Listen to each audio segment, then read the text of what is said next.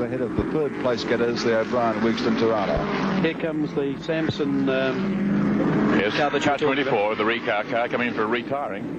I don't think he's going to retire, but he certainly needs to do something about that wheel. Quite extraordinary, the number of punctures and flapping tyres we've had, probably due to the fact that we've had rain on the circuit. A lot of gravel and small pebbles have been cast about, and as Chris Economaki was explaining earlier, these are murder on the rather fragile racing rubber that all the drivers, bar one, are using. Car number 14. Ralph Radburn is actually driving. We were talking about Radburn and John Smith, and it's Radburn at the wheel. They've done quite well. They're probably be quite happy to finish in the top 10. Positions in the top 10 have changed. Here are the details on Ralph Radburn's car and the IBM printout. You can see where he's running, how many laps he's covered, and they are doing very well, up in 6th place. Side by side with one of the Capris. That shouldn't last for very long, as the graphic shot from the helicopter illustrates, as Radburn puts his foot down and the big 5-litre V8 spears away from the 3-litre V6, and Ralph Radburn is running off into history as far as the Capri driver is concerned.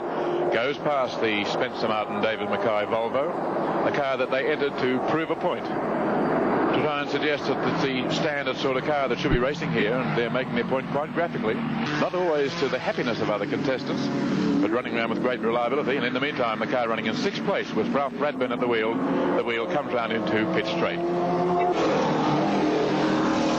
Pit straight once again.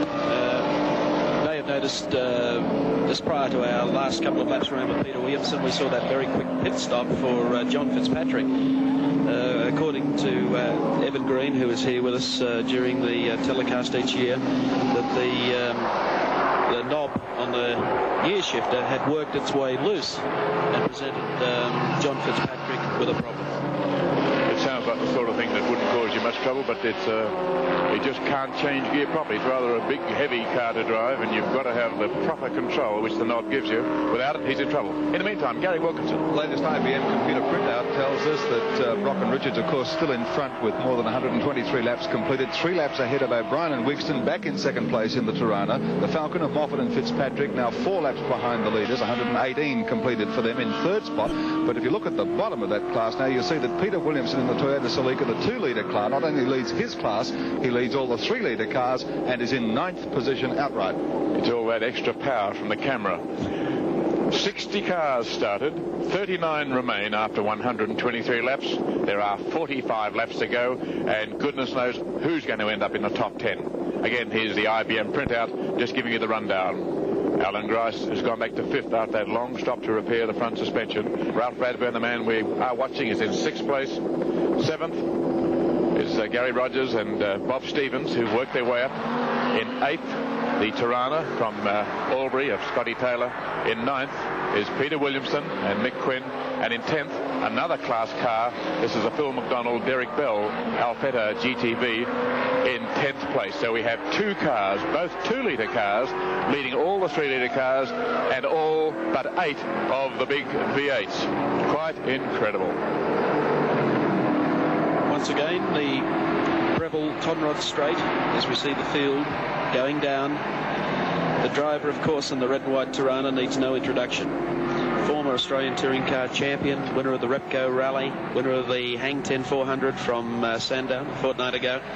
Pole position man for this race, leader of every lap. And aren't they accumulating money? The Coca-Cola bottlers lap money, the Ingersoll Rand lap money, the Penthouse magazine lap money, which has already started for Peter Brock. It's Alan Grice going through in car number 6 after that very lengthy pit stop.